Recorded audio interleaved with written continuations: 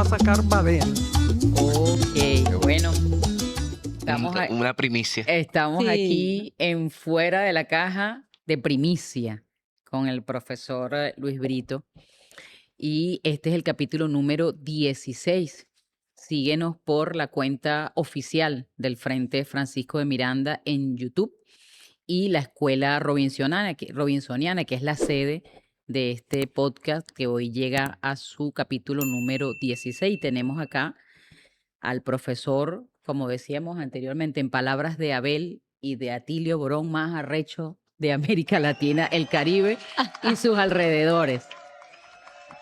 El profesor Luis Brito tiene 3 premios Casa de las Américas y más de 90 publicaciones. Ahorita nos acaba de informar sobre una nueva publicación que en su momento él explicará. Entre las publicaciones tiene novelas, ensayos, libros políticos, en fin, una producción muy diversa y muy florida. Además, tiene un blog, Luis Brito García, donde semanalmente hace aportes a la actualidad mundial y nacional. Y bueno, por supuesto, recomendamos su lectura permanente porque efectivamente ya, hablando más en serio del que al principio, efectivamente estamos en presencia de uno de los intelectuales más importantes de nuestra región y además un militante de la esperanza, de la lucha y del trabajo político cotidiano. Profesor, bienvenido al podcast Fuera de la Caja. Con nosotros está Anabel Díaz H. y el compañero Francisco Rafael Tobar Márquez, el de Oyeven ambos y de este esfuerzo importante que estamos haciendo desde la Escuela Robinsoniana. Bueno, bienvenido, mi profe. Gracias.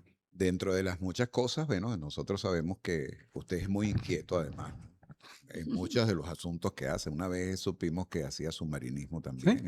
entre otras cosas. Tengo preparada una expedición para explorar los restos del San Pedro de Alcántara, la nave del pacificador Morillo, la nave insignia que explotó entre Coche y Cubagua cuando vino la gran flota pacificadora. Mire usted. Mira, Se me imagino que será la segunda parte de Pirata, la tercera parte de Pirata de uno de sus libros. ¿Sí?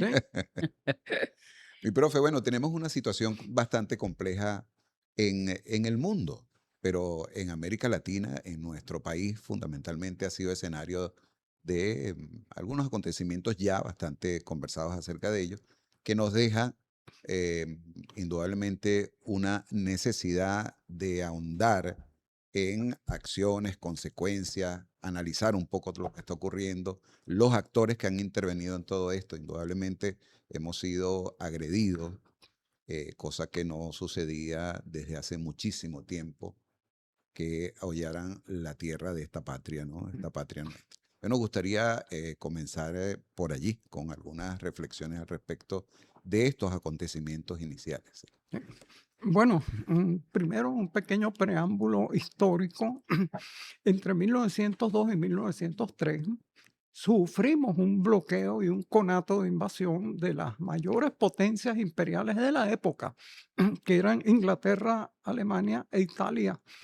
Nos bloquearon con 15 acorazados, como 15.000 hombres de guerra, y empezaron a bombardearnos y a hundir nuestros pequeños barcos. El presidente de la época, Cipriano Castro, en lugar de rendirse, de amilanarse, sacó una fulgurante proclama, creo que ustedes la conocen, Sí. que se iniciaba: la planta insolente del extranjero ha profanado el sagrado suelo de la patria. Retórica, pero 100.000 venezolanos acudieron en términos de semana y pico a enrolarse en la defensa de la patria. Y uno de los primeros fue el doctor José Gregorio Hernández. Él llegó y dijo: yo soy un hombre de paz, obviamente, indudable, pero aquí vengo a defender la patria, aunque fuera con su maletín de médico. Quizás gracias a esa influencia celestial, Pues los acorazados se tuvieron que ir. Una cosa era cañonear, Ya era ah, santo José Gregorio. sí, cañonear a las costas y otra cosa, invadir Venezuela. ¿Cómo lo hacían? ¿Cómo iban a reducir ese país? Entonces, bueno, hay un antecedente en ese sentido. Conversábamos hace poco también de lo siguiente. A principios del siglo, un general de Estados Unidos, Wesley Clark, dijo que había una lista de países que Estados Unidos tenía proyectado invadir, entre otros, desde luego, Irán, Irak, Libia, etcétera. En esa lista no estaba incluida Venezuela, pero era implícito. Todos eran países petroleros y Venezuela, marchisabido, tiene las mayores reservas de petróleo del mundo, del mundo. Entonces, era inevitable. La cuestión no era saber si lo iban a hacer, sino cuándo. ¿Cuándo? Y entonces, bueno, estamos en la situación, estamos encima del potro, tenemos que domarlo. Es así. Estamos en medio de la tormenta. Ajá. Estamos en medio de la tormenta y no ha pasado la tormenta porque ellos dicen capturaron al presidente Nicolás Maduro, nosotros decimos lo secuestraron. Exacto. Lo secuestraron. Él se ha declarado un prisionero de guerra. Ujú. Y bueno, ya el Departamento de Justicia y la Fiscalía de Estados Unidos pidió tiempo, ya está pidiendo tiempo. Por algo será, ¿no? Pidió tiempo y una vez dándose cuenta de que no existe el cartel de los soles, acaban de descubrir eso, se encuentran con que, bueno, ahora tenemos esta papa caliente y tenemos que levantar cargos. Los medios estadounidenses, esos medios hegemónicos, dicen que ellos lo condenarán a cadena perpetua. Venezuela, los venezolanos y gran parte de muchos pueblos del mundo han solicitado la liberación inmediata. ¿Qué nos dice esto del marco jurídico internacional? ¿Existe o no existe? Mira, acciones como la de Estados Unidos tratan de demostrar que no hay un orden internacional, que no hay derechos, que lo único que hay es la fuerza bruta y desnuda. Es lo que han hecho ellos, secuestrando a mandatarios legítimos, provocando infinidad de muertes, destruyendo infraestructuras, bombardeando un país que no les había atacado, no les había hecho nada. Entonces, obviamente, todo eso lo hicieron, porque cualquier infamia que tú quieras hacer, lo primero que buscas es legitimarla, buscar un pretexto. Entonces, el pretexto era que había una organización que era el Cartel de los Soles. El propio Departamento de Justicia de Estados Unidos acaba de reconocer que el Cartel de los Soles es un mito. Es, como diríamos ahora, un fake news, una falsedad, un infundio. Ligado a eso estaba una categoría jurídica inexistente que es narcoterrorismo, una invención extraña, un tipo que no está en ninguno de los códigos penales del mundo, no tiene legitimidad, pero que además tendría que ser demostrado. Y allí está el problema.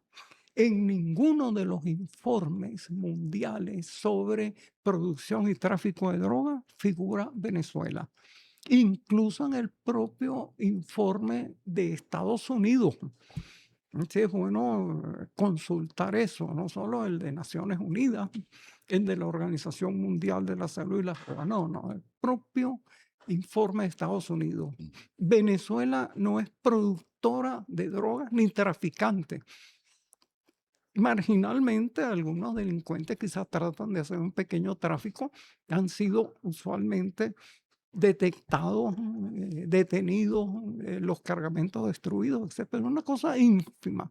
El Entonces, 5% dice algunos informes. más o menos, exacto. Entonces, en ese sentido, ¿de qué es culpable Nicolás Maduro y de qué es culpable la primera dama? De ser presidente de un país que tiene petróleo. Bueno, eso es sabido por todo el mundo, pero no es un delito. Pero volviendo, profe, al tema del narcoterrorismo, es hasta un ejercicio de doble moral, porque si algún país practica el terrorismo y además tiene a su población sumida en el consumo y tráfico de drogas es Estados Unidos de Norteamérica. Efectivamente. Fíjate, yo me he puesto a investigar eso. Resulta que actualmente más o menos 1 de cada 4 estadounidenses es consumidor de drogas, de sustancias ilícitas. Estos son los que aparecen en sus propias estadísticas. Puede que algunos, como es una actividad delictiva, pues no aparezcan. Ahora, fíjate tú, digo yo, ese conteo empieza desde los 12 años, la muestra que ellos toman.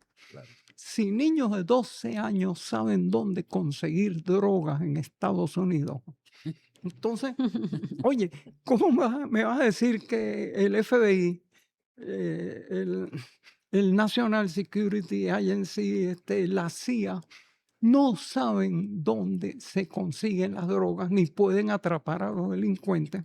Y que ellos tienen que ir a buscarlos en el otro lado del mundo. ¿Qué es eso? Yo tengo un problema en mi casa, no lo puedo, ni lo quiero o no lo quiero resolver. Ah, no, entonces déjame meterme en la casa del vecino. O sea, eso no tiene la menor lógica. Y hay que señalar que esto es nada más las drogas ilícitas. En más de la mitad de los estados de Estados Unidos, el consumo de la marihuana es legal. Y en los que no es permitido usarla como medicina, creo que para una cosa de tensión ocular, etcétera. Entonces, ¿con qué moral, con qué parangón Estados Unidos se atreve a acusar a otro país de narcotraficante? Además, un dato verificado por todas las agencias del mundo: 87% de la droga entra a Estados Unidos por el Pacífico. Porque va de Ecuador, va lamentablemente la hermana República de Colombia, de otros sitios demás, o llega desde el Asia, la amapola. Es decir, el Caribe, eso es enteramente marginal como ruta. Entonces, no tiene sentido esa acusación, no tiene asidero, no tiene pie, y es una cosa que jurídicamente se cae. Ahora, desde luego, siempre que hay un tribunal puede haber sentencias fuera de los límites de la legalidad. Esto no es un juicio penal, es un juicio político. Y un juicio político que se basa meramente en que el presidente Maduro y la primera dama, como todo el resto de los venezolanos, han defendido la soberanía de Venezuela y la disposición que tienen los venezolanos sobre los recursos minerales de nuestro país. Entonces eso a la vista de Estados Unidos es un pecado, hay que castigarlo, hay que secuestrar a la persona, enrejarlo para que los demás venezolanos y los latinoamericanos sepan que Estados Unidos tiene derecho a robar lo que le dé la gana, como le dé la gana y cuando le dé la gana, sin que nadie intervenga. Entonces, esa es la confrontación que tenemos ahorita. Añado, cuando Estados Unidos nos agrede, nos bombardea, nos destruye, asesina compatriotas, asesina también cubanos que están colaborando con nosotros. Esa es una declaratoria de guerra. Y vamos a ser claros, no se ha firmado un tratado de conclusión de la guerra, un tratado de paz. Simplemente estamos en una situación en que se ha suspendido la agresión, pero la guerra sigue. Entonces, tenemos que esperar a que se firme un tratado de paz antes de abrir lo que sea negociaciones o lo que sea con ellos. Y yo creo que ese tratado, como todo lo demás, debe tener como parangón nuestra Constitución. No puede haber en los términos de ese tratado ni de las acciones que se tomen ahora violaciones de nuestra Constitución, que fue sancionada por el 74-75% de los venezolanos cuando se hizo un referendo aprobatorio. Una de las primeras constituciones en el mundo, por cierto, votadas por la ciudadanía, no por un pequeño grupo de políticos. Bueno, esa es la situación. Vamos a ver cómo evoluciona. y eso requeriría otros comentarios que harán Sí. los acompañantes en este grupo de amigos.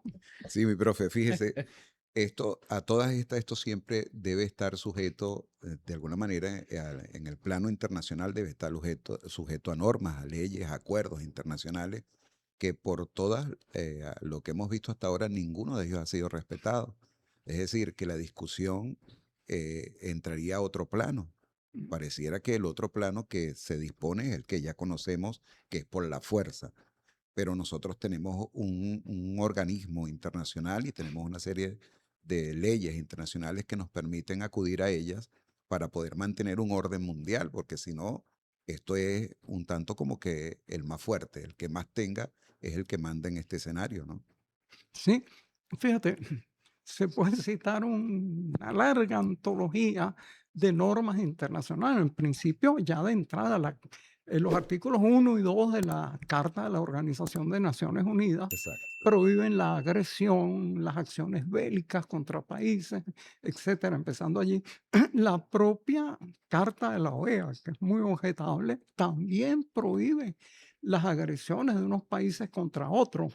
Ahora, además de eso, existen otro conjunto de normas. Está, por ejemplo, por un lado, la Convención de Viena sobre inmunidades de los diplomáticos y los altos cargos de la República. Un funcionario no puede ser detenido en función de las leyes de otro país y de otro territorio, sobre todo cuando él está en su propio territorio. Los estados, las autoridades de los estados tienen competencia en su territorio, pero no en los demás. Estados Unidos tiene competencia a hacer cosas en su propio territorio, pero fuera de su casa no tiene ninguna autoridad. Y entonces las acciones que él intente, sobre todo violentas en otros países, están fuera de la ley. Hay que añadir a esto la Convención sobre Derecho del Mar de Naciones Unidas, que prohíbe, dice que las fuerzas navales de un país solo pueden inspeccionar o poner medidas de vigilancia dentro de su propio mar territorial. El mar territorial de Estados Unidos tiene 3 millas a partir de la playa. Ellos no pueden perseguir, acosar y mucho menos destruir sin ningún tipo de motivación embarcaciones en alta mar. En alta mar la navegación es libre y el faltar a eso, el agredir a un barco en alta mar, eso es considerado piratería, sencillamente. Los piratas no han muerto todavía, evidentemente. Claro. Y Entonces, la desproporción, ¿no? Pero además La asesinaron a más de desproporción. 80 personas. más de 80, cerca del centenar, no se sabe. Además, sin ningún tipo de prueba, meramente una pequeña lancha, obviamente pescadores. O sea, ¿quién va a hacer una travesía si en una lanchita con un motor fuera de borda, sin techo ni nada? Le tiraban un misil y ellos decían que esa lancha, porque a ellos se les ocurrió, tenía tráfico de drogas. ¿Cómo? ¿Con qué prueba? Incluso hay un episodio horripilante, en una de las tantas oportunidades que reventaron una lancha en ese sentido, hubo algunos sobrevivientes que se aferraron a los restos del naufragio. Y el señor Exet le preguntaron, bueno, ¿y qué hacemos? No, acaben con ellos. Es decir, la cosa más horrenda. Un pobre náufrago que está herido o golpeado en el mar intentando sobrevivir, ay, tú lo vas a rematar. Eso además, ni siquiera en la guerra, que cuando en una guerra declarada hay un enemigo que está inerme, Ujú. que no puede defenderse, no lo puedes matar así, lo puedes hacer prisionero. Además es muy sospechoso. Si esas lanchas llevaban alguna materia de circulación prohibida, ¿por qué mejor no las detuvieron para demostrarle al mundo? Miren, aquí lo que encontramos. No, eso es muy sospechoso. Claro. La única acción era la aniquilación total. Lo que la gente veía era una explosión en alta mar. Me recuerda En vivo y directo, sí, además. me recuerda un bello verso de Aquiles Nazoa, el Polo Doliente, que dice: quedan los remos en alta mar como un abrazo sin terminar, como un abrazo sin terminar, como un abrazo sin terminar. Así murieron cerca de un centenar de pescadores venezolanos, algunos quizás colombianos. Nada sin otra justificación que montar un show, acusarlos de lo que no estaban haciendo sin ningún tipo de prueba. Entonces, eso nos da una idea de quién es el adversario. Así es. Y en una desproporción absoluta. O sea, una Ajá. lancha versus un navío. Acorazado, Un acorazado. portaaviones. de los- Portaaviones. ¿Ah? además que ellos dijeron que era de los más tecnológicamente potentes que tenían en ese momento Sí, sí. para enfrentar una lancha, ¿no? Una lancha con un motor fuera de borda, ¿no? Son unos patoteros. Una cosa impresionante. Profe, no era el narcotráfico ni era el terrorismo, entonces el petróleo. El petróleo, obviamente.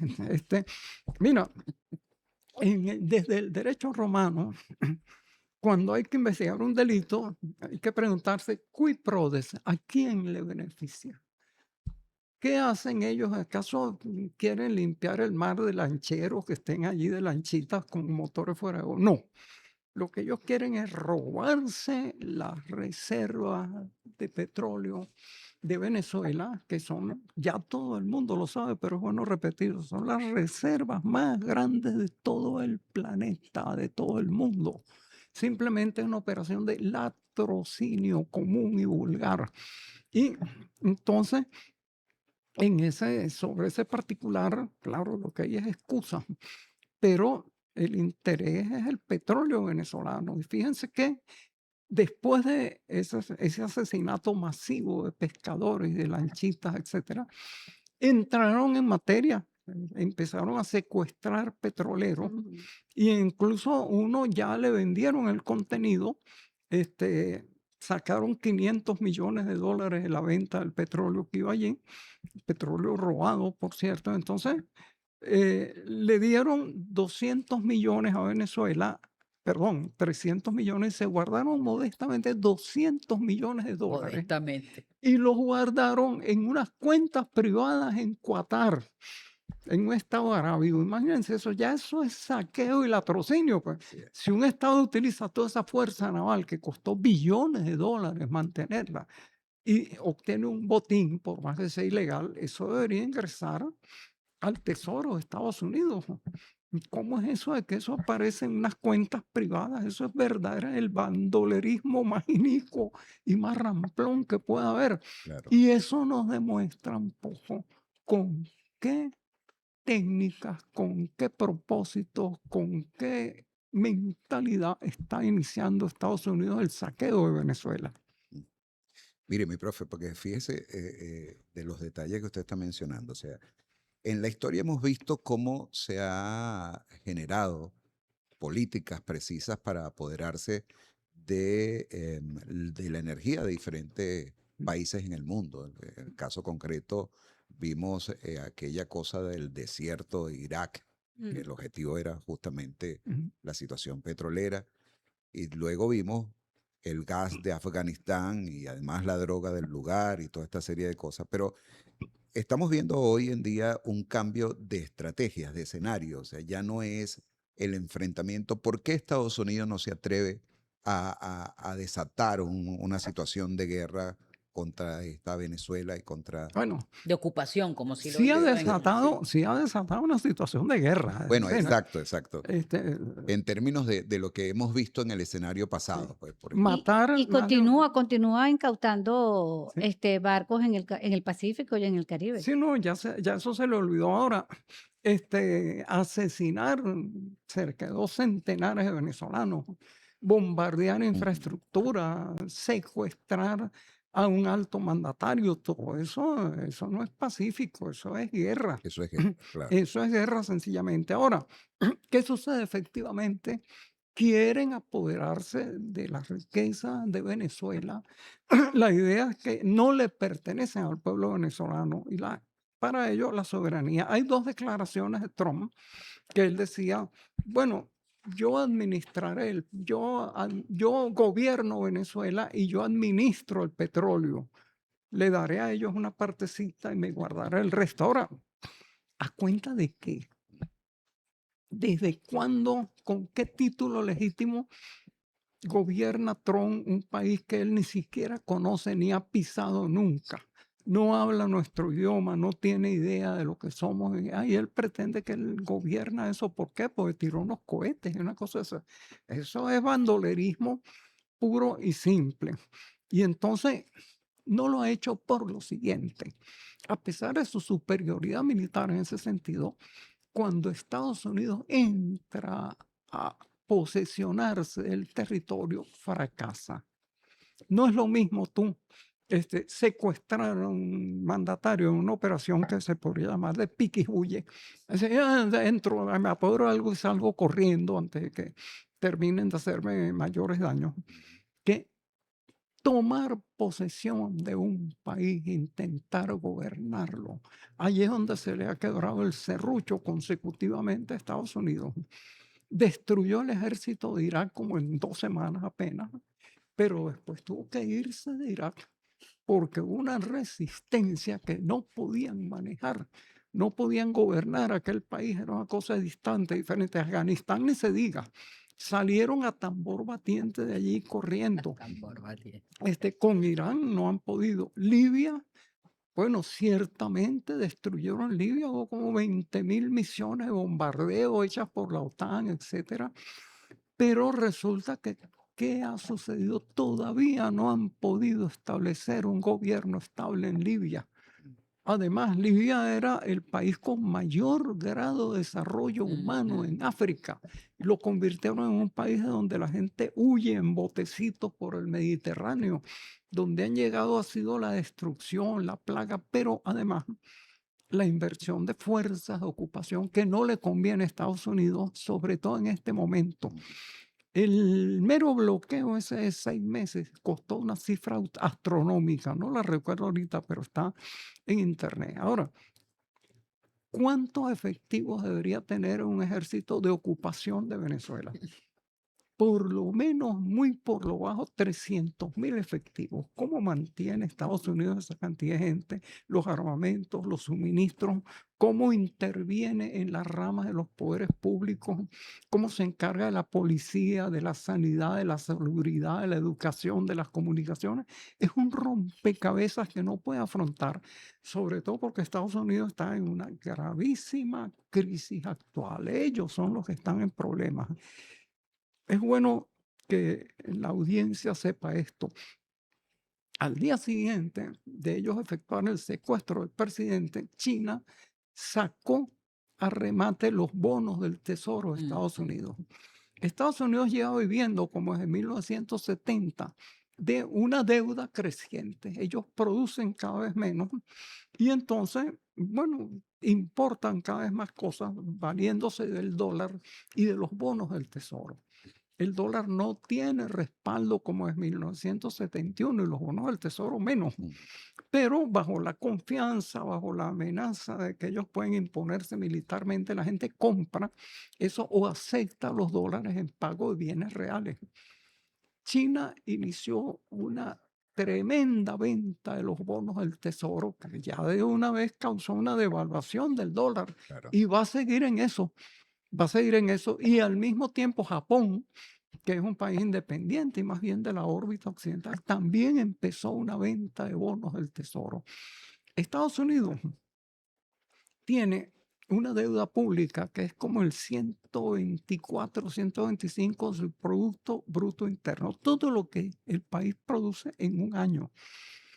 Pero los intereses de esa deuda equivalen a todo el gasto armamentista de Estados Unidos, que ese gasto armamentista es más de la mitad de todo el gasto total en armamentos del mundo.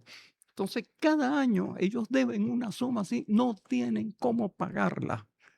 No tienen, ellos están al borde del colapso. Fíjate tú que hace unos pocos meses, hubo una especie de paro en Estados Unidos porque no tenían para pagarle a la administración. Y un millonario sacó de su bolsillo una propina para pagarle a los oficiales del ejército.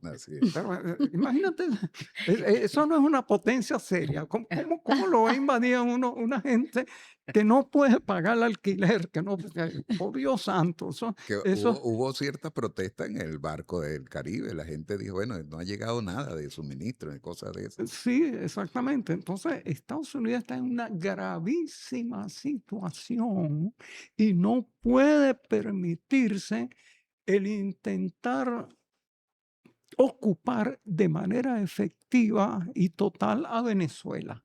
Lo que tiene es la amenaza. Que si me mira feo, te pego un tiro por la nuca. Exacto, el Exacto, bravucón, pues. Te pero bombardeo, te bombardeo. Exacto. maneja nuestras instituciones, no. No. Primero, no hay un marine que esté pisando suelo venezolano. La planta insolente del extranjero no ocupa nuestro territorio.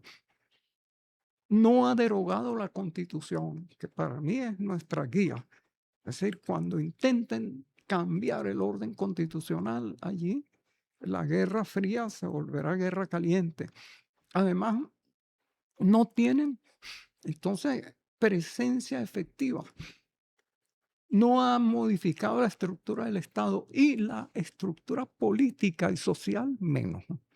Hay un partido y una coalición de partidos que son los que dominan la política venezolana, lo están haciendo actualmente y lo seguirán haciendo. Es decir, por el hecho de que ellos hayan hecho una operación terrorista, pues eso es terrorismo. Así es. Estado no implica que eso les ha dado el poder. Fíjate tú que una vez, lamentablemente, alguien mató a un presidente de Estados Unidos, a Kennedy. Ahora, eso implica que ese señor que supuestamente le disparó, que hay dudas sobre quién fue en realidad, se iba a quedar con el gobierno de Estados Unidos y con toda la riqueza de Estados Unidos. No, eso es una locura. Es decir, simplemente, bueno, si han hecho un atentado delincuencial contra dos de los funcionarios, centenares de ciudadanos venezolanos y cubanos además, pero eso no les da derecho a más nada, por el contrario, los hace responsables. Así es. Tienen que indemnizarnos y además pedirnos disculpas por lo que han hecho. Lo que han hecho no es ninguna gracia, es un acto de terrorismo, de asesinato, de declaración de una guerra no avisada contra un país enteramente pacífico. Y entonces, en ese sentido es que debemos entendernos. Y entendernos con Estados Unidos es lo que está tratando de hacer la presidenta Delcy Rodríguez en esta difícil situación y delicada situación. La República nunca había estado en una situación como esta, ¿no? Primero, demostrar y los que vivimos en Venezuela, como usted bien lo ha dicho, sabemos que aquí no manda Trump, que aquí mandamos nosotros. ¿Sí? Y pareciera que Trump también reconoció en esa rueda de prensa que dio después de esos actos terroristas que cometió, que bueno, que ni María Corina ni ninguna otra fuerza opositora tiene la posibilidad, que no sea la fuerza chavista, de gobernar este país y ellos necesitan garantizar la gobernabilidad. Sí, así es. Entonces, por lo menos eso tenemos que hacerle claro, que tenemos que hacerle caso. Efectivamente, está bien que haya citado eso. La señora Machado se arrastró tratando de que la Y no tuvo atendiera. ni alfombra, o sea que la No, rodilla nada, por el piso pelado. Exacto. Por el piso pelado. Además, incluso llegó a decirle, pues, no le atendía el teléfono. Y le dijo, mira, te mando ahí el premio Nobel, pero atiéndeme el teléfono y demás. Entonces, finalmente, bueno, vergonzoso. la aceptó ahí de medio lado, como por la puerta trasera de la Casa Blanca, sin protocolo y sin nada. Y la desautorizó así. Es que esa señora no tiene respaldo, no tiene capacidad, no tiene poder real. Entonces, si él Además, mismo profe, dice se cae la tesis de que ella había ganado las elecciones en no, el 28, claro, eso es en absolutamente 2024, obvio, perdón, 24, obvio. perdón. Esa está, ¿cómo supuestamente una fuerza política que habría ganado con 70% las elecciones, resulta que el propio presidente que ha invadido un país dice, no, esa señora no me sirve para nada porque no tiene ni respeto, ni apoyo, ni respaldo. Entonces, Lo dijo él. Lo dijo él, es decir, Y su se boca se ha se medida. ratifica cuando viene la embajadora y sencillamente negocia con el Estado central. Sí. Llega, además, ella viene con 3 tareas, según dijo. Vengo con 3 tareas, ¿no? pero en todo caso, en ese escenario no está nadie de la oposición. Sí, además, porque ellos saben cuál es el poder efectivo. Ahora, esas tres tareas, ¿qué son? Las tres tareas son la desaparición de esas fuerzas políticas que están gobernando Venezuela. No nos vamos a engañar. No hay gringo que sea buena persona, salvo aquellos destacados en las artes, las ciencias y todo eso. Son una maravilla. Yo las admiro. Joan Baez, por ejemplo, Ernest Hemingway, etc. Yo tengo un panteón allí, lo que llamo los gringos buenos, pero son muy pocos. De resto, Así es. ellos, la primera gran tarea, y vamos a ser claros en esto, es la desaparición de la fuerza política que rige Venezuela. Es decir, deschavetización, vamos a llamarlo así. Esa es la primera tarea de ellos. Hay que exterminar eso que ellos llaman chavismo. Dos, desmantelar el Estado venezolano. Porque el Estado venezolano tiene, sobre todo gracias a la influencia del chavismo y del progresismo y del socialismo, toda una cantidad de tareas sociales, educación gratuita, mientras se podía, desde luego, asistencia médica gratuita, asistencia social, vivienda, pensiones para las personas que ya no pueden trabajar por razón de edad o discapacidad, lo que sea. Hay todo un aparato. Ellos quieren desmantelar y acabar con eso porque en su propio país no lo están garantizando. Es correcto. ¿Cómo lo van a garantizar en Venezuela? Ellos mismos, su sistema educativo, la educación superior, es nada más para los privilegiados, salvo una que otra pequeña sección de un deportista que le pagan la beca o de un crédito educativo, que la persona quede endeudada toda la vida para pagar esas. De resto, ellos no tienen un sistema de educación superior gratuita. La seguridad social tampoco, la medicina, y es para quien tiene para pagar un seguro. Si no, te mueres de mengua. Exacto, entonces ellos no pueden resolver esos problemas elementales en su propio país. Los van a respetar. En el nuestro no, tenemos que prepararnos para eso. Si ellos llegan a tener algún poder en Venezuela, no va a haber ni educación, ni salud, ni vivienda, ni pensiones, nada del gasto social. Y es más, esta señora Machado, en un programa, yo encontré el programa de gobierno de ella, que estaba en inglés. En inglés. En inglés, además, pues ella decía que los venezolanos debíamos hablar inglés y castellano. Entonces estaba en inglés, y lo traduje y lo expuse, y era exactamente lo mismo.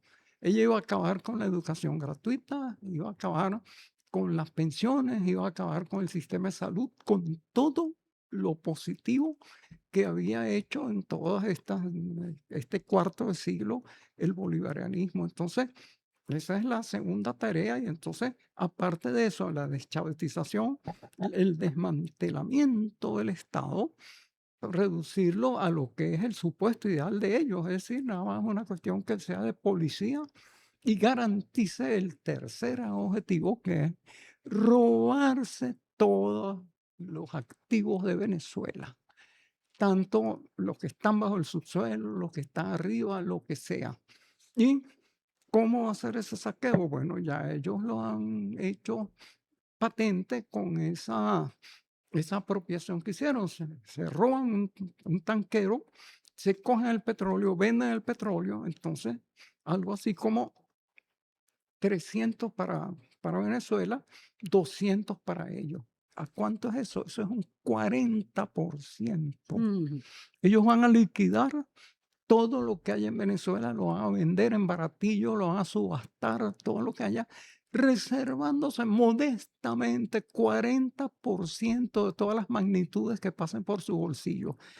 ¿Qué país, qué humanidad, qué pueblo puede resistir un saqueo semejante? Es decir, por Dios santo, ¿no? Esa es la perspectiva que tenemos de combatir con resistencia. Es interesante, me gusta siempre repetir los artículos finales de la Constitución. Dice, esta Constitución tendrá vigencia y si fuere contrariada o se intentara dejarla fuera de vigencia por métodos distintos de lo que ella estatuye, Ujú. todos los ciudadanos tendrán el derecho y el deber de restablecerla por los medios que sean necesarios. Entonces, Somos tenemos ahí somos corresponsables de somos más. de eso. corresponsables. Pero Es que votamos cuando secuestraron a Chávez en una operación así rara, una señora dijo, yo voté por él, quiero que me lo yo que me devuelvan. lo Bueno, devuelvan. yo voté por esa constitución. Eh, Todos Y y votamos por votamos ella. por Nicolás y queremos que nos lo Que no devuelvan lo Que también. nos lo No devuelvan. Exactamente. Exacto, Exactamente. exacto. Sí. Y no hay tutía, no hay argumento, no hay nada, no hay fuerza. No tienen fuerza para ocupar a Venezuela. No tienen finanzas, su sistema financiero está en el suelo. No hay manera de que ellos aguanten otro intento de ocupación extensiva de un país de la talla de Profe, Venezuela. y ahora que tú hablas de esa incapacidad que tiene el imperio norteamericano, sería bueno también analizar, ¿no? Porque Venezuela es parte del conflicto. Ahorita ¿Eh? pudiéramos decir el epicentro por esta acción terrorista que tuvieron contra nuestro pueblo, contra nuestra nación. Pero hay una situación mundial. En el documento, en el reciente documento que se ha titulado El Colorario de Trump, queda claro que el enemigo, digamos, estratégico es China, pero también está Rusia, Ujú. ¿no? O sea, es Venezuela, China, Rusia, es el mundo quizás buscando desordenar un medio orden que había o crear un nuevo orden a partir de estas Bueno, circunstancias. mira, hay una premisa ahí que yo creo oportuno insistir en ella. Insisto en ella, parece que nadie toma en cuenta eso.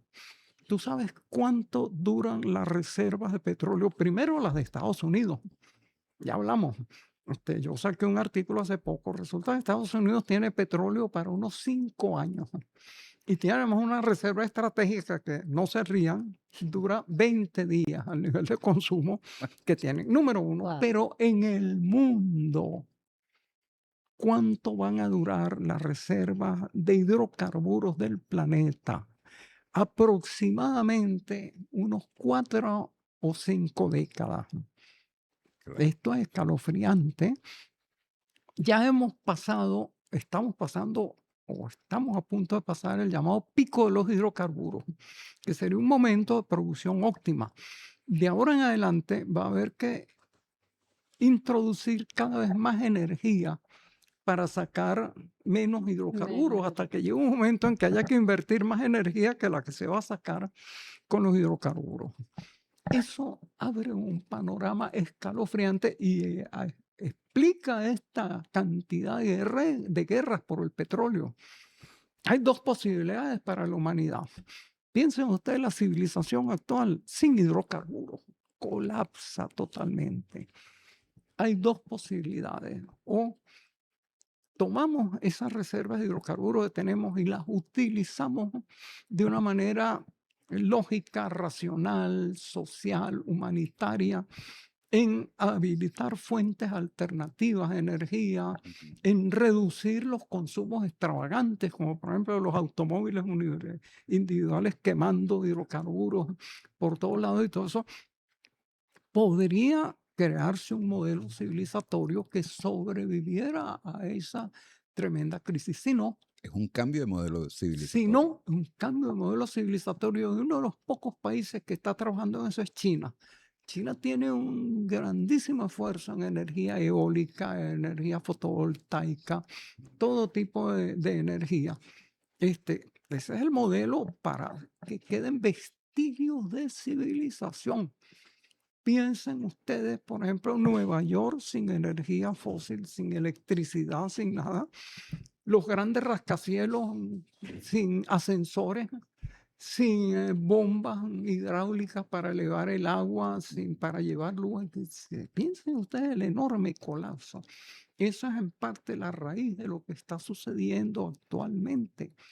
Y entonces el país que se apodere de los hidrocarburos tiene una posibilidad de supervivencia mayor si piensa lo que está sucediendo en la humanidad, en el sentido de te voy a robarle a todo el mundo y después me voy a atragantar de hidrocarburos hasta que se acaben y después me importa lo que pase. No, hay que utilizar los hidrocarburos que tenemos actualmente para habilitar fuentes de energía alternativas y poder pasar a ese nuevo modelo civilizatorio con la menor cantidad de pérdidas. Y en ese sentido, Venezuela es clave dentro del proceso civilizatorio mundial. Por eso nosotros estamos luchando y debemos luchar por nosotros, pero es por el mundo. Así es. Nuestros hidrocarburos no pueden ir simplemente para el consumo ostensible de que varios millones de estadounidenses más tengan carros para trasladarse a toda velocidad de un sitio a otro, etcétera, y puedan derrochar energía. No, vamos a decir, la energía que le queda al mundo debe ser usada sensatamente. Y entonces eso lleva al otro problema. Pues.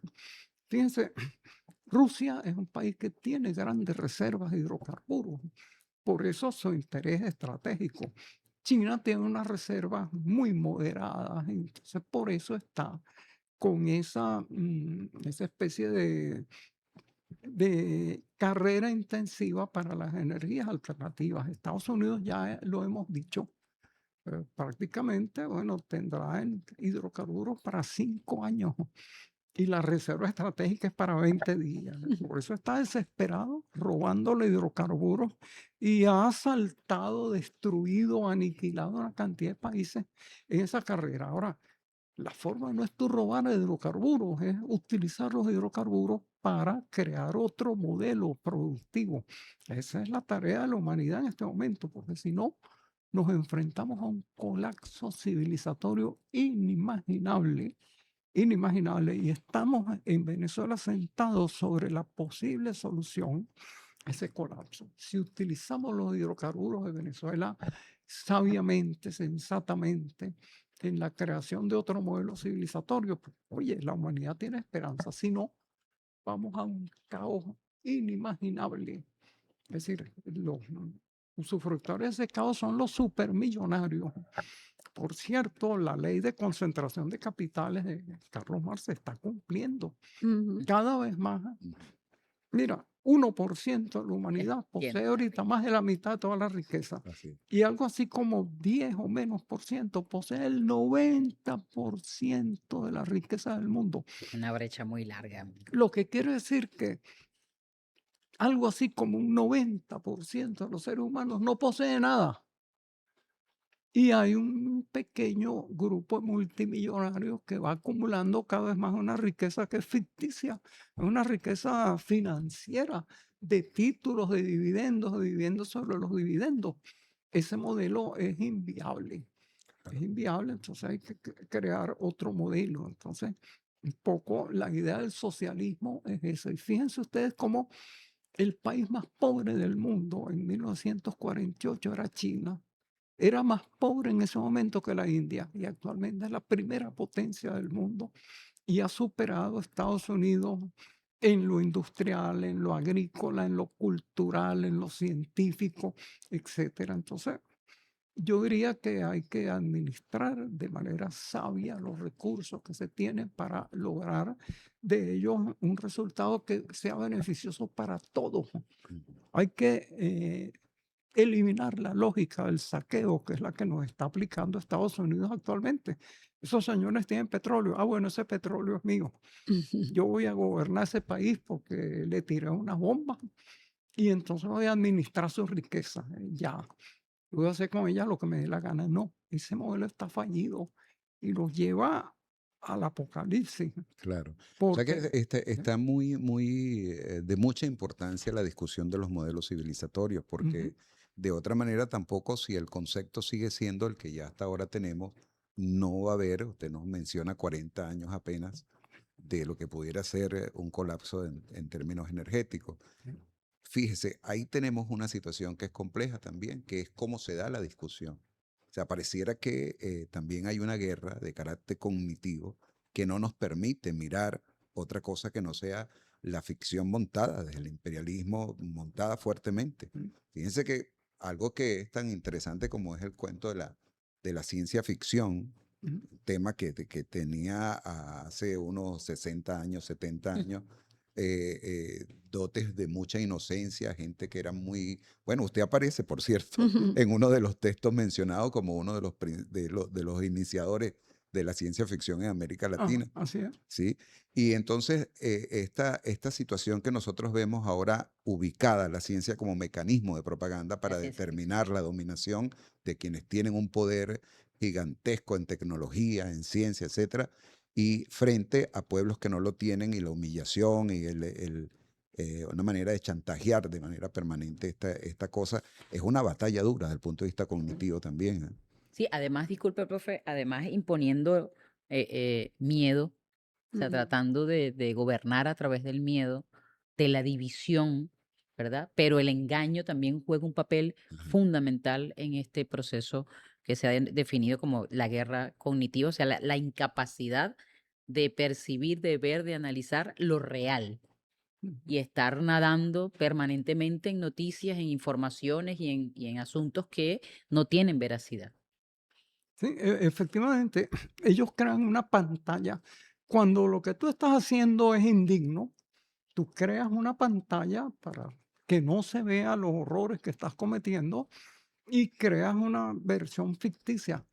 Con respecto al mundo, ellos han dicho, no, lo que pasa en Venezuela nos estamos defendiendo del narcoterrorismo, Mm. porque ese pequeño país es una amenaza real y terrible contra la gran potencia de Estados Unidos. Es decir, hay una cantidad de engaños, pero si esos engaños tienen eficacia, tienen poder, pues oye, llevan a la catástrofe. Ujú.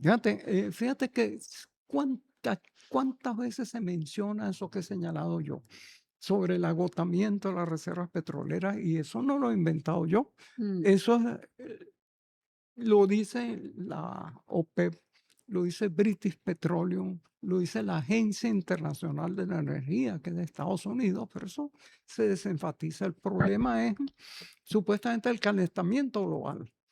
Es decir, porque mediante el calentamiento global ellos le pueden prohibir a ciertos estados, los estados emergentes, que desarrollen sus industrias, porque que eso es malo. Sí, claro. Las industrias ellos no, esas no, pero las del tercer mundo, e incluso hacen especie de inversiones para invertir en una cantidad de naturaleza de nuestros países para que no desarrollemos allí nada. Hasta que en la guerra que hay en eso, en lugar de plantear lo otro. Es decir, no, señores, lo que hay es la energía que hay, los recursos que hay que usarlos sabiamente para crear un modelo de supervivencia. Entonces, Profe, ajá, usarlo sabiamente nos lleva a eso que decía Carlos Marx, ¿no? También. O sea, la necesidad de planificar la economía, que no lo claro, podemos dejar al libre mercado porque pasa esto, que es la acumulación en un pequeño sí, porcentaje de la población.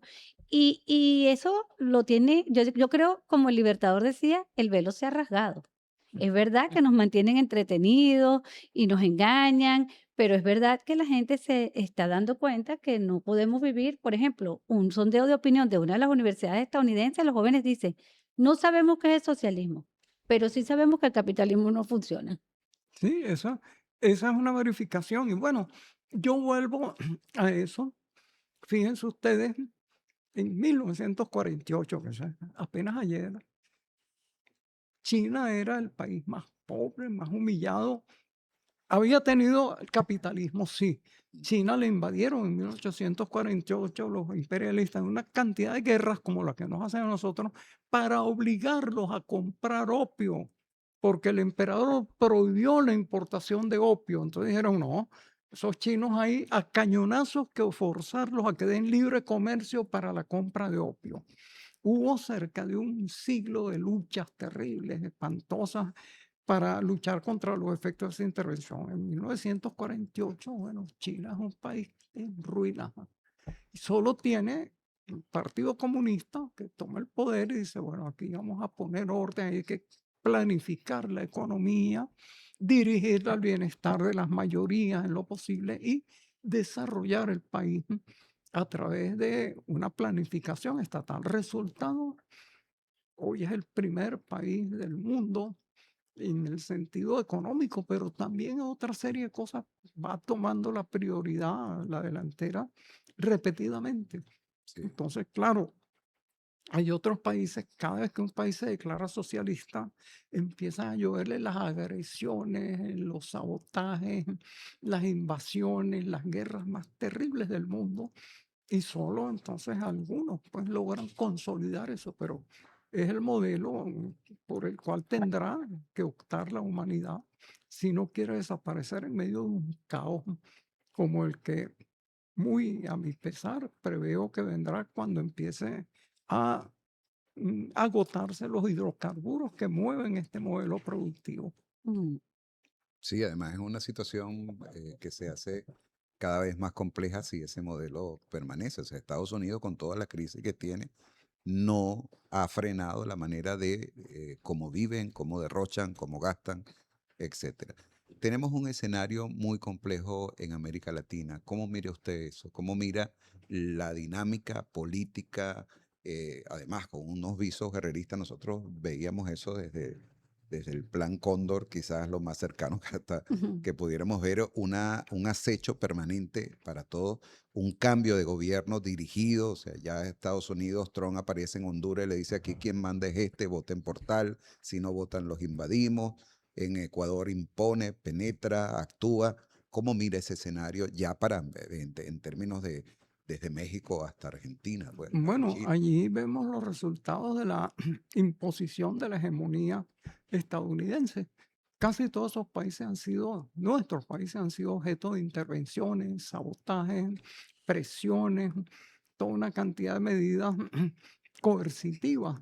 Ah, Venezuela tiene más de 1 millar de esas medidas coercitivas que se llaman erróneamente sanciones. Ajá. No, una sanción es algo legítimo aplicado por una autoridad competente, no. Lo que ellos están aplicando son extorsiones. Entonces, extorsiones que van desde medidas meramente económicas hasta el asesinato en masa. Es decir, que es la otra opción. Ahora, Genocidio, ¿no? Genocidio. genocidio. Ahora, ¿cuál es la situación actual? En América Latina se ha instaurado una oscilación entre gobiernos progresistas y gobiernos retrógrados. ¿Por qué a veces reaparecen los gobiernos retrógrados? Bueno, a veces fraudes electorales, como el que hay en Honduras, golpe de Estado, pero en muchos casos también, yo diría que los gobiernos progresistas se estancan por una timidez, un miedo de tomar la situación, el toro por los cuernos, etcétera, se quedan sin hacer nada, sin fu ni fa. El Evangelio dice: por tibio te arrojaré de mi boca. Y entonces esa especie de tibieza, de indeterminación, hace que las masas terminen finalmente aburridas. Y entonces aparece un loco pegando pataletas y amenazando y diciendo que él mágicamente va a hacer que venga la prosperidad, etcétera. Y la gente sigue a esa persona porque por lo menos está haciendo algo. Claro, las desilusiones son atroces. Sí. Es decir, y entonces ese fracaso de esos gobiernos, pues trae de nuevo nuevos progresismos, que es de desear que verdaderamente afronten los problemas esenciales. Piensen ustedes, oye, el caso Brasil, por ejemplo, todas las esperanzas que despierta el Partido Trabalhista, etcétera, y resulta que en décadas y tanto de gobierno no se hace una reforma agraria en Brasil. Más de 40 años pidiéndose, 40 y Exacto, y tantos entonces años. de repente llega un loco, Bolsonaro, a decir que en nombre del Espíritu Santo él va a sacar fuera los malos espíritus y va a acabar con todo. La gente dice: bueno, este por lo menos parece que va a hacer algo. Entonces yo diría eso. Incluso, Va profe, a hacer algo en nombre de Dios. incluso producto de esas tibiezas de las que usted Mm, menciona según el Evangelio, han resurgido proyectos neofascistas en nuestra región, completamente, sí. ¿no? Sí, por eso, porque fíjate tú que los líderes fascistas siempre tienen una especie de promesa que es la actividad. Yo voy a hacer algo, yo voy a moverme, yo voy a caerle a golpes a todo el que diga. El propio Trump está en eso. Todos son individuos que se destacan como violentos, arbitrarios, activos, sobre todo, que van a hacer cosas, van a hacer cambios, van a acabar con unos enemigos, la mayor parte de las veces imaginarios. Además, entonces, la gente ve entre este tipo que parece que va a hacer algo, aunque no se sabe qué, y los otros que están ni fu, ni fa, ni tibios, ni fríos, ni calientes y demás. Entonces, la gente al final, por aburrimiento, dice, déjame votar por este loco o permitir el ascenso de este loco. Y entonces ahí viene la tragedia, porque el loco acaba con los países. ¿no? Y hay un sector de la población que es el más golpeado en ese sentido del ¿Sí? mensaje, que son los muchachos que no tienen historia, no recorren un tanto lo que ha pasado. Pues, por ejemplo, la situación de los desaparecidos en la dictadura argentina, terrible, en la dictadura de Pinochet. O sea, nadie le cuenta quizás a los muchachos qué pasó en ese tiempo, ¿no? Sí, fíjate, yo he seguido el proceso en la Argentina, a veces viajando allá. Resulta que en la Argentina apareció un líder conservador llamado Macri, que es conservador, ¿no? Mm. Neoliberal, así, a tambor batiente, arruinó el país, se enriqueció el ministro de Finanzas del que era Cavallo, hizo todos los escándalos del mundo. Bueno, y primero, antes de Macri, fue Menem, neoliberal. Sí, claro. Su gobierno fue tan atroz que entonces tomó el poder la oposición, pero después aparentemente la oposición no satisfizo y vino Macri. Entonces, oye, Macri hizo horrores. Yo recuerdo, yo estaba en Argentina casualmente cuando vino la oleada humana contra el gobierno neoliberal. Hay una oleada y yo estaba cogiendo un autobusito para el Eso es literal, aeropuerto pues, es y literal. veo a aquella gente que viene diciendo que se vayan todos y demás. Y después de eso, bueno, resurge el peronismo, porque Kirchner parece hizo un gobierno bastante decente y en algún sentido también Cristina, pero por agotamiento además, entonces la gente vota a otro loco que aparece pegando alarido y entonces resulta que ahora hay un neoliberal que lo que está regalando el petróleo a las empresas Y petroleras, acabando con regalan la Patagonia. la Acabando. Patagonia, todo. Y hay que señalar aquí una gran contradicción. Fíjense que los propios Estados Unidos, que se dicen neoliberales, no lo son. Las llamadas tarifas son medidas coercitivas de intervención del Estado. Claro. ¿Y eso por qué? Porque Estados Unidos fue aniquilada. Lo que no pudimos hacer los izquierdistas, aniquilado por su propia clase dirigente. Es así. ¿Qué hicieron los capitalistas en Estados Unidos? Tomaron sus industrias, sus fábricas, etcétera, y las mandaron al tercer mundo, porque en el tercer mundo podían pagar salarios de miseria y era un negocio. Y eso le quitó el empleo, le quitó las oportunidades de trabajo, le quitó el acceso a bienes a gran parte de la clase obrera Y de Estados, desindustrializó el país. de Estados Unidos, descapitalizó el país, desindustrializó el país. Y entonces, bueno, ahí tienen los resultados del neoliberalismo.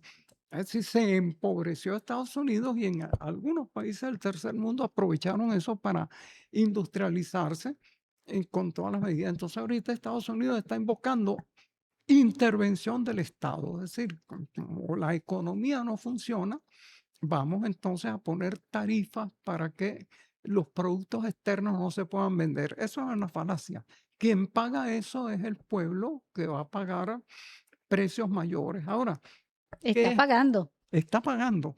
Pero, ¿qué es lo que ha hecho Estados Unidos en ese sentido? Fíjense, que Estados Unidos, entonces ya hablamos de eso, de la descapitalización del país.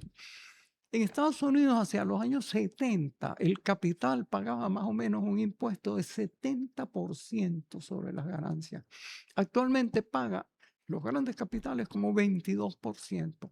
Esa es la tasa tributaria que te paga un pobre empleadito administrativo, 22% de su salario va a Sí. tributo, pero los multimillonarios pagan eso y a veces menos.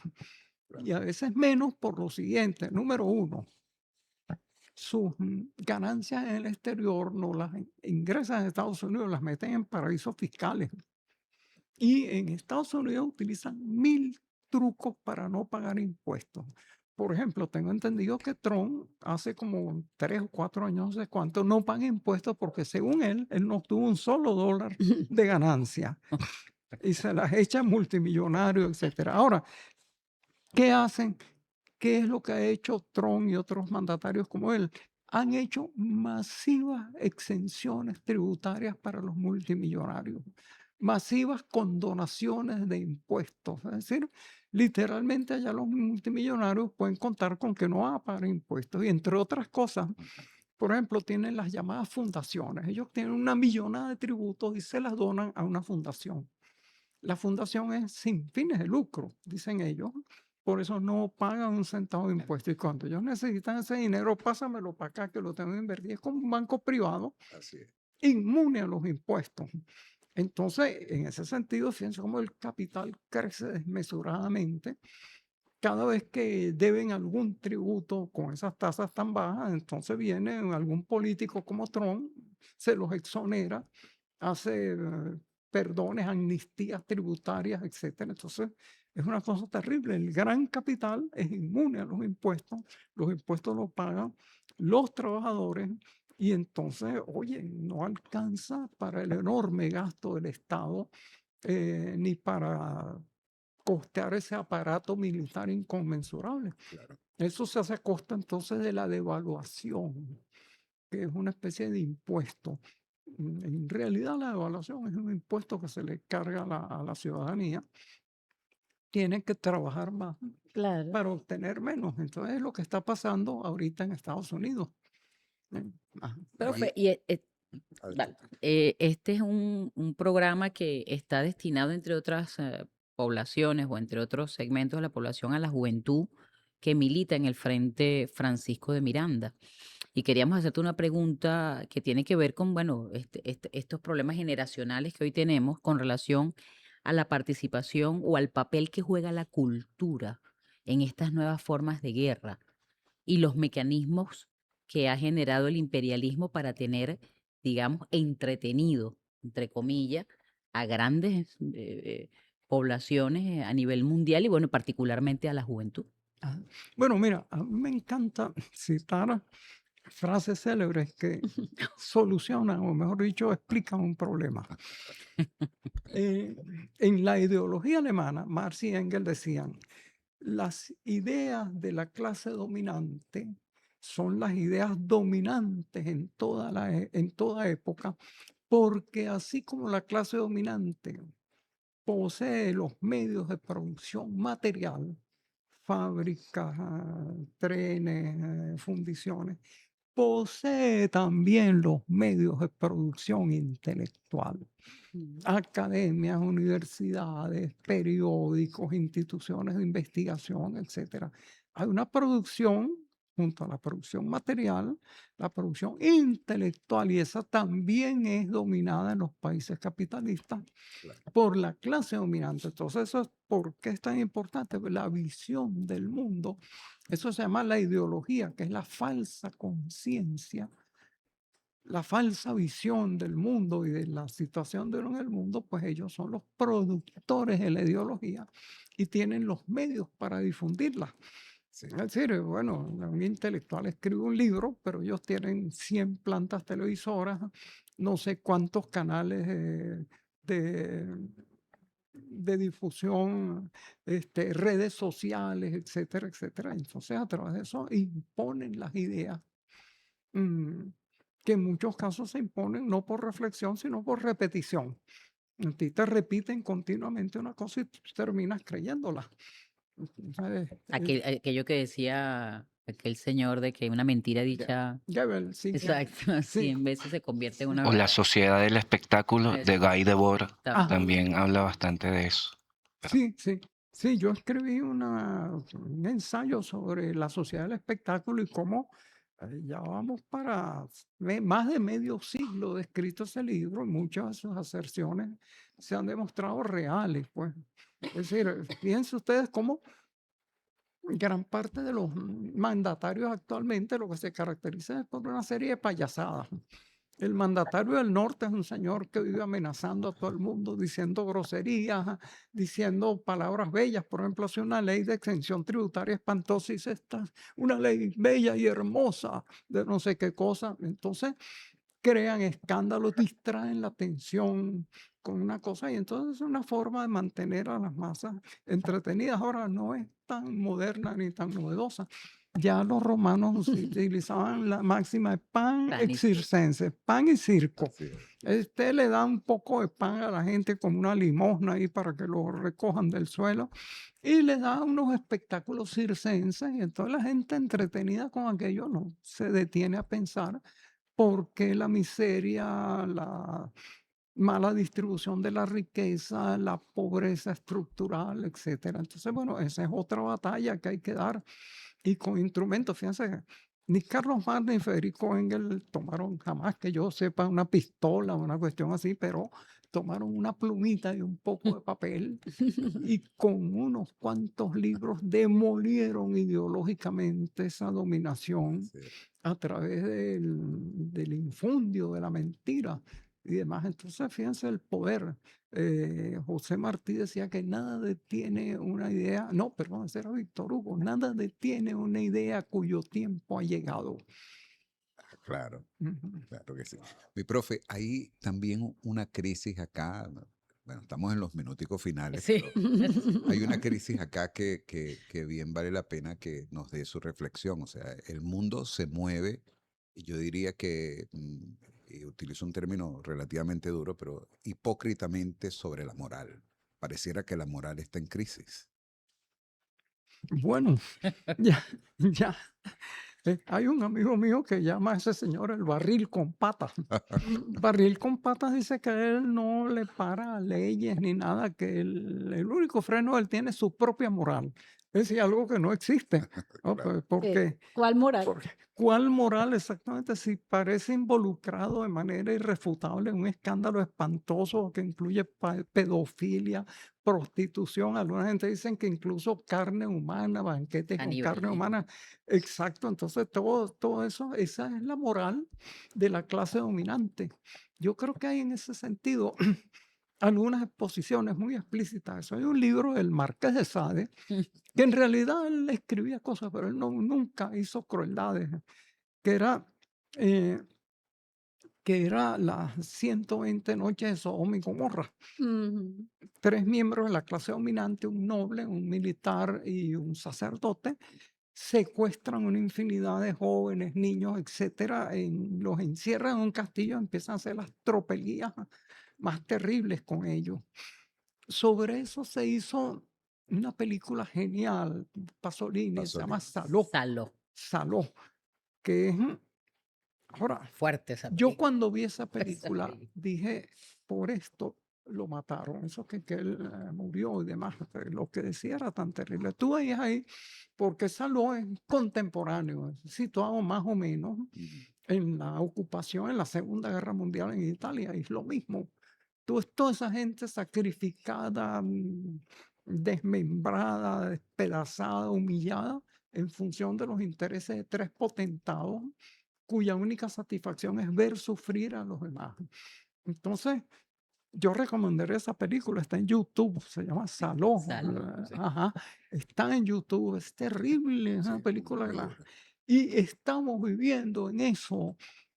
Otra película, también una obra maestra, es del señor Stanley Kubrick. Ajá. Se llama Ojos bien cerrados. Ojos bien Los ojos bien cerrados. cerrados que tenemos todos. Un Sí. honesto médico, por una cosa, un amigo, le pasa una forma de colearse en una fiesta Ujú, extraña, que es una inmensa orgía y ujú. demás. Y de repente descubren que ese señor está coleado. Epa, murió, Stanley Kubrick murió no vio su estreno, de hecho. Ajá, imagínate. Exacto. Ahora resulta que eso podía parecer una fantasía, además, Ujú. para tapar esa enorme orgía, Claro. asesinan, hacen desaparecer a un músico, siguen al pobre médico a todos lados y demás. Eso que parecía una fantasía, resulta que es pálido frente a la realidad. Totalmente. Sí existen esos sitios de orgía donde los poderosos se burlan de los seres humanos, los sacrifican, los humillan, los envilecen, los destruyen. Y todo eso que parecía fantasía, las 120 noches de Sodoma y Gomorra, Saló, los ojos bien cerrados, no. Eso no es fantasía, es realismo socialista. Son la cosa más clara detrás de esos disfraces de respetabilidad, de derecho, de todo eso. Lo que hay es la putrefacción extrema y el desprecio por los seres humanos. Entonces, en ese mundo vivimos, tenemos que verlo con claridad para regir con esa visión clara nuestros actos. Wow. Cerramos como abrimos, pues con este gran maestro que además amante de la cultura. Profe, de verdad estamos muy agradecidos de haberte tenido aquí, de contar con tu presencia. Ojalá podamos volver a tenerte para hablar sobre otros temas, sobre tu obra, que además es importante que la juventud y las nuevas generaciones conozcan una obra tan importante como la de Luis Brito y que ha sido premiada y además es extraordinaria, ¿no? No sé si de repente quisieras comentar algo sobre eso a los compañeros y compañeras que ven este podcast y que bueno, en los cuales también estamos cultivando el amor por la cultura. Bueno, es que hace poco en la conversación surgió que todavía leen un libro mío hace tiempo, se llama El Imperio Contracultural.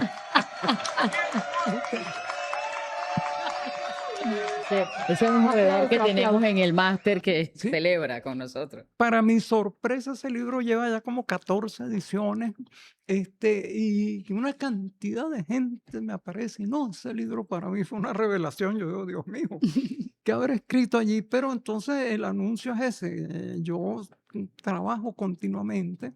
Estoy preparando una nueva edición de ese libro que incluye toda esa serie de fenómenos. En el Imperio Contracultural yo me refiero a las contraculturas de los años 60, 70, el pop, el punk, el punk, toda esa serie de cosas. Después la posmodernidad, que fue una especie de baño de agua helada.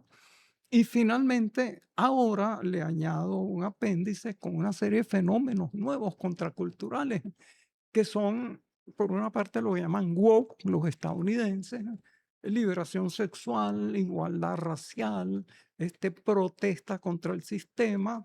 En la generación Z, que es una generación prácticamente tomada por los medios de comunicación, hipnotizada por ellos, el transhumanismo, que es una especie de rendición a la tecnología, la idea de que el ser humano se puede ir haciendo poco a poco una combinación de máquina y de ser humano hasta transmigrarse incluso la información, es una posibilidad, a máquinas eternamente. La memoria, que la tenemos nosotros en una máquina perecedera como el cerebro, podría ser transmitida a memorias informáticas, de modo que eso tendríamos una especie de inmortalidad, pero sumamente aburrida, me imagino.